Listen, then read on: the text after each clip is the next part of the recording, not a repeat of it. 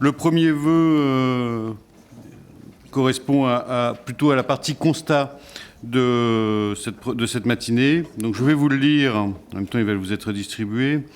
L'Assemblée du Conseil départemental, ayant pris connaissance des audits réalisés par les cabinets Michel Klopfer et GC Partenaires, constate la dégradation amorcée de l'épargne brute, 85,4 millions d'euros en 2011, 54,9 millions d'euros en 2014, devrait s'accentuer dans les années suivantes du fait de la baisse annoncée de la dotation forfaitaire, qui passera de 78,3 millions d'euros en 2013 à 48,7 millions d'euros en 2017.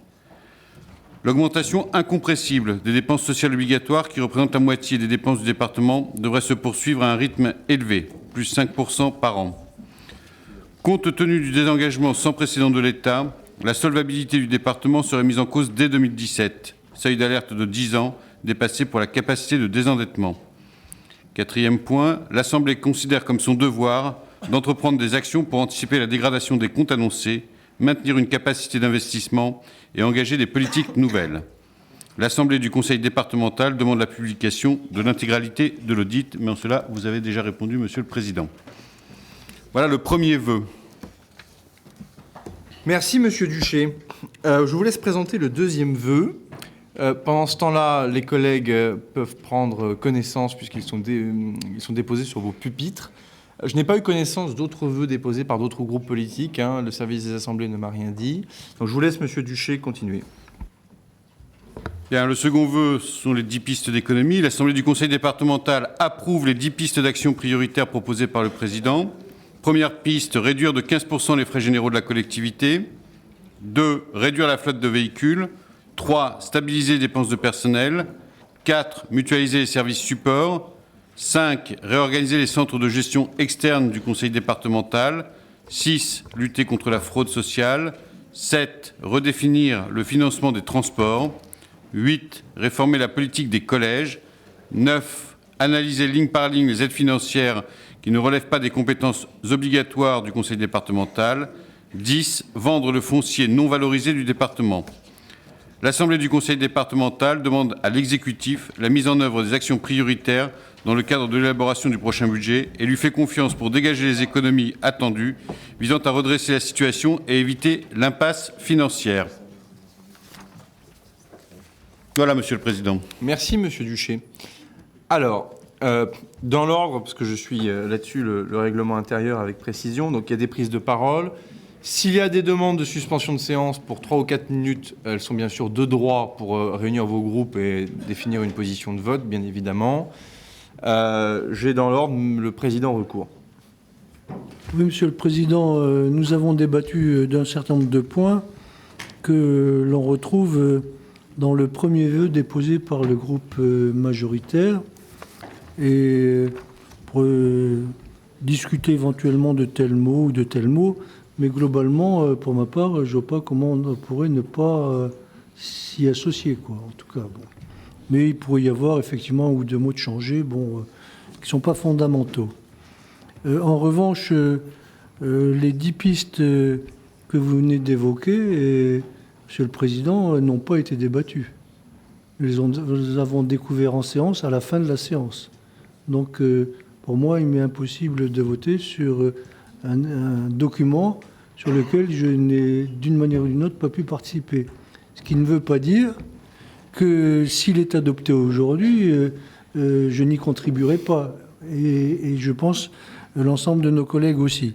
Mais voilà, il n'y a pas eu de débat là-dessus. Il n'y a pas eu d'éléments détaillés. Il n'y a pas d'objectif en termes financiers. Bon.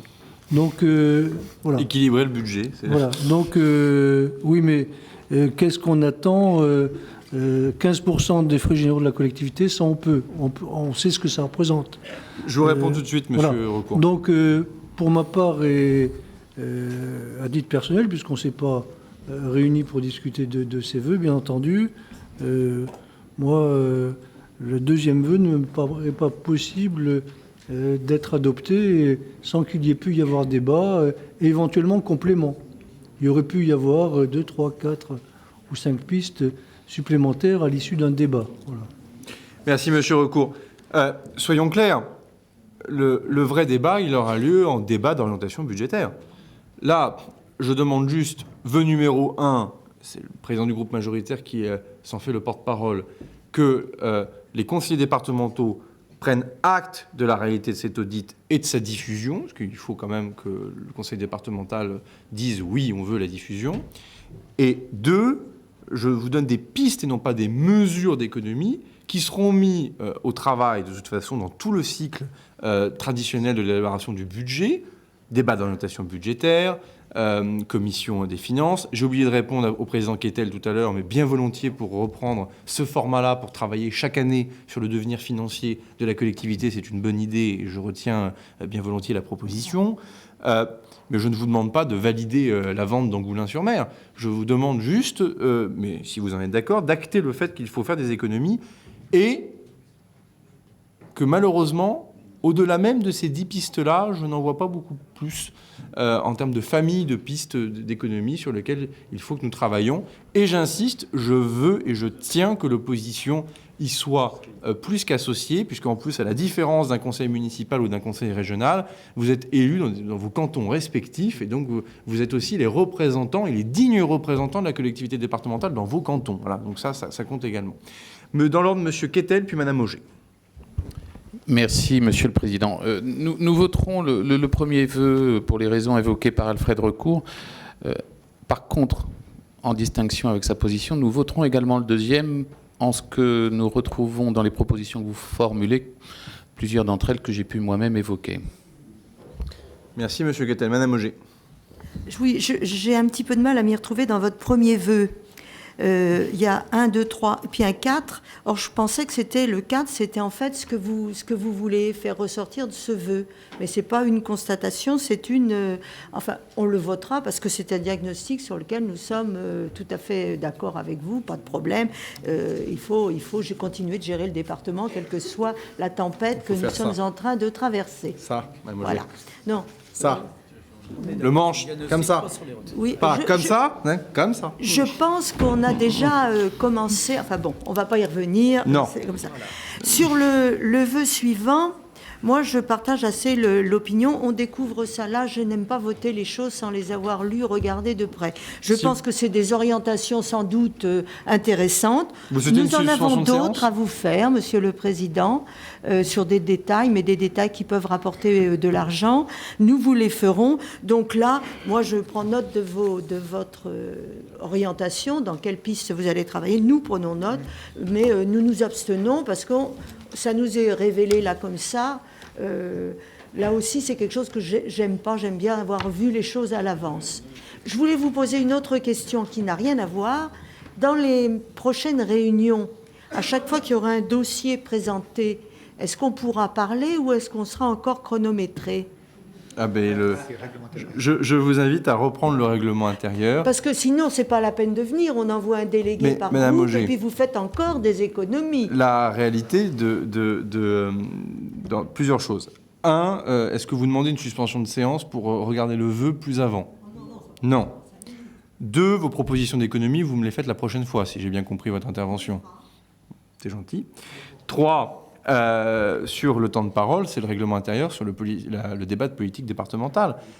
Sur une plénière prochaine, on sera encore sur un schéma déclaratif. Dès qu'on est sur une plénière avec des délibérations à l'ordre du jour, vous avez le débat de politique départementale avec le temps de parole, et ensuite votre pouvoir d'amendement, d'explication de vote, etc. Mais vous comprenez bien que si chacun des 46 conseillers départementaux prenait autant la parole que vous intempestivement, Madame Auger, on aurait un problème d'ordre public majeur. Mais nous avons plaisir à vous avoir avec nous. Et je sais que François Long veut être centenaire à l'Assemblée nationale. Et je ne doute pas que vous nourrissez les mêmes objectifs. Pardon ? C'est vous qui m'avez parlé de ça la première fois. La première fois que je vous ai vu, vous m'avez parlé de votre âge. Tout de suite. Mais voilà. Pas chez nous, en tout cas. Ah, bon. Très bien. Je mets donc aux voix ces deux vœux. Le premier vœu qui consiste à prendre acte de la réalité concrète des finances du département. Je mets donc aux voix qui est contre, qui s'abstient.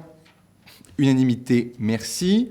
Le deuxième vœu qui donne la confiance à l'exécutif départemental pour engager un travail sur les économies avec 10 pistes concrètes, fermes et fiables qui sont d'ores et déjà identifiées. Je mets donc aux voix qui est contre, qui s'abstient. Donc le groupe gauche et attendez, CEC, pardonnez-moi, et le ouais, c'est ça, c'est compris. Pardonnez-moi, qui est pour le groupe présidé par M. Quettel et le groupe majoritaire. Eh bien, écoutez, pardonnez-moi, je suis désolé. Alors, je fais juste un correctif de vote sur le deuxième vœu, qui est contre, qui s'abstient les deux groupes dont j'ai noté, qui est pour le groupe de M. Quettel au complet avec le groupe majoritaire. Pardonnez-moi, autant pour moi. Très bien, écoutez, merci à toutes et à tous. Je vous donne rendez-vous le 5 octobre pour le RSA. Et bien sûr pour un débat important sur la 28 à 13.